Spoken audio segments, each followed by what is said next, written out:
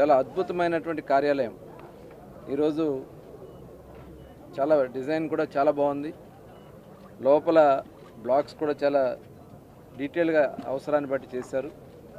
ఇది రాష్ట్రానికి ఒక ఆదర్శం కావాలి. ఖచ్చితంగా అన్ని ప్రాంతాల్లో కూడా ప్రభుత్వ కార్యాలయాల ఏర్పాటులో మైనింగ్ డిపార్ట్మెంట్లో దాదాపు 26 జిల్లాల్లో కూడా యాక్టివిటీ ఉన్నాయి. దానికి తగిన విధంగా అక్కడ కార్యాలయాల నిర్మాణం చేయడానికి ఇక్కడి నుంచే నాందిగా పోతున్నందుకు మనస్ఫూర్తిగా మరి డిపార్ట్మెంట్ కూడా అభినందన తెలియజేసుకుంటూ, ఇవాళ రాష్ట్రంలోనే మరి గత 5 సంవత్సరాలు మనం చూసాం. జగన్మోహన్ రెడ్డి ప్రభుత్వంలో మైనింగ్ని ఏ రకంగా వాళ్ళు దోచుకున్నారు. ముఖ్యంగా మైనింగ్ ఓనర్స్ కానీ ఆ పరిశ్రమ మీద ఆధారపడిన వాళ్ళందరూ కూడా ప్రతిరోజు దినదిన గణంగానే గడిచింది.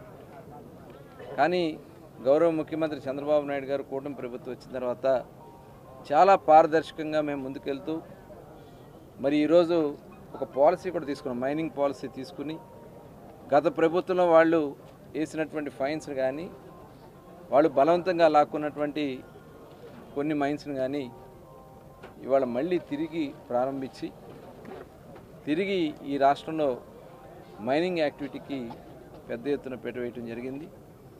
ఇవే కాకుండా ఇంకా రేర్ ఎర్త్ మినరల్స్కి సంబంధించి కూడా ఇవాళ ఒక ప్రత్యేక కార్యక్రమాలు తీసుకుంటున్నాం. బీచ్ శాండ్స్కి సంబంధించి కూడా ప్రత్యేక కార్యక్రమాలు తీసుకుంటున్నాం.